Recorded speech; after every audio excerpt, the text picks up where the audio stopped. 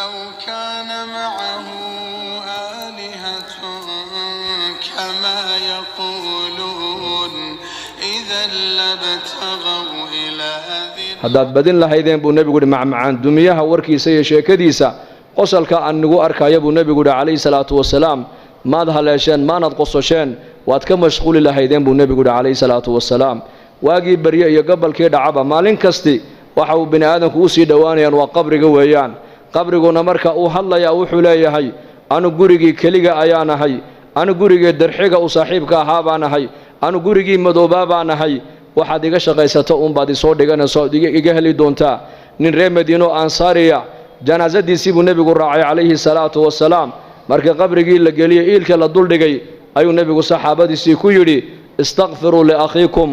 wasaluu lahu tathbiit fainahu al'aana yus'al buu nebigu yidhi calayhi salaatu wasalaam walaalkiin ilaahay dembi dhaaf u weydiiya su-aashii qabriga hadda la weydiinayaaye qowlka xaqa in lagu sugana ilaahay u weydiiya haddaa su-aashii qabriga la weydiinayaa buu nebigu yidhi calayhi salaatu wasalaam oo su-aasha qabriga waa maxay waa saddexdaas su'aalood weeyaan man rabbuka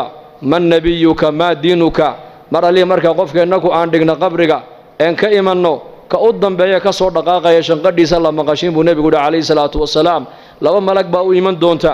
alfataanaan deedna way fadhiisinayaan qofka saddexdaas su'aalood bay qof walba weydiinayaan hadduu boqor yahay waa la weydiin hadduu caalim yahay waa la weydiin hadduu maaragtaane weli yahay waa la weydiin hadduu faasiq yahay waa la weydiin bashariyadda adduunyada ku nool oo dhan saddexdaas su'aalood waa lala sugi doonaa man rabbuka ayaa ku rabbaynayey ayaa ku quudinayey ayaa ku arsaaqayey ayaad caabudaysay ayaad baryaysay ayaad rajaynaysay ayaad tala saaranaysay maa diinuka diintaadu maxay ahayd dhaqankaagu muxuu ahaa maxaad dhaqan ka dhigatood ku dhaqmaysay man nebiyuka ninka laynaga soo dhex saarayna maxaad u taqaanay marka qofkii muuminka adduunyada dusheeda ilaahay garanayay ee iimaanka qabay ilaahay baa yidhi yuthabbitu allahu aladiina aamanuu bilqowli athaabiti fi lxayaati addunya wa fi alaakhira wayowma yaquumu alashhaad ilaahay tabaaraka wa tacaala qofka muuminka iimaanka qaba saddexdaas su'aalood ee qabriga qof walba lagu weydiinayo ilaahay baa qofka muuminka ku sigi doona oo ilaahay baa jawaabta haleeshiin doona walaalayaal ilaahayna haynagu sugo allah haynagu sugo